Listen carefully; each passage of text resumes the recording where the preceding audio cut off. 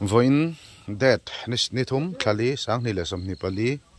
S11 EC 1465 Burma Kuvarapur. Hey, Bill Cotler Tangaron Lotania, Bill Cotler Carzol petrol pump Chaklok school paying bulletanga Ron Lotania.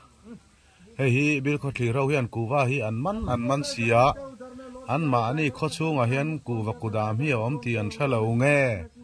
A duty the book here and halbang and salty he can zonania.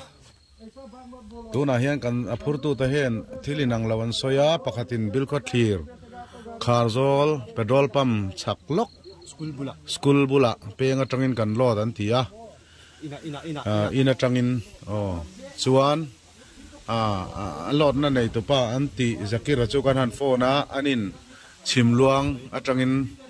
kalot tir atilia. A driver here bill got clear train kalot at is out and to pa nia and chal chuan chimluang bulatangin kalot tiratia he to chiang low and it too tuna here he bill got clear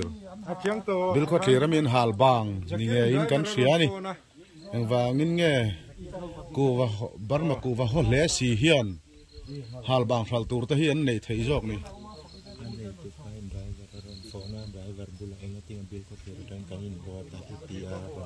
Oh, ane to pa hian driver on phone vai trong in engating e bil ko clear train kan in lot ti ni soi ti in aron hawa ni tu na hian driver pa hana soi vek mai sia engkim hi chimluang train kan lot ti che ti he chimluang bula chong kan om renga bil ko clear atang aron lot ani he kan lo man chat maya he bil ko clear tang aron chukan ya lot na ngai po kan thia driver en soi vek to tuna hian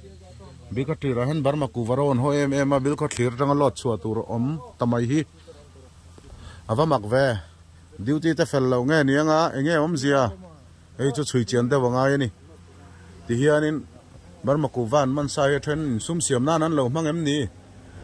a then hala then hian thal ta ti na em ni chu thil ni thei ani chu mi ni lo chon bil ko clear a hian Burma Kuvaro hi kudam pom lo stock pom lo tun ma akal lai zong pon eng stock ma om ngai lo wa tuna duty atang hian wa heu hian in bil ko thli tang kuwa kan le hi anti fo maya hei voin ni thum thali sang ni somni pali zan hian in kan muwa kan tiding ta chat mai ni chu tuna hian in hei kan lo tidinga kan zot fi meka min chan dan poi nang lo nu ya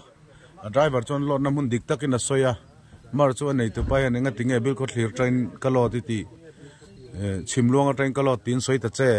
tin a laron hawani hey motor number chu ni driver te mel ro chu kan tilang ri lo mai anga hey anei tu te chuan ku vai kan se thei a be kan lo khak ve kan ni mo oh hey be khak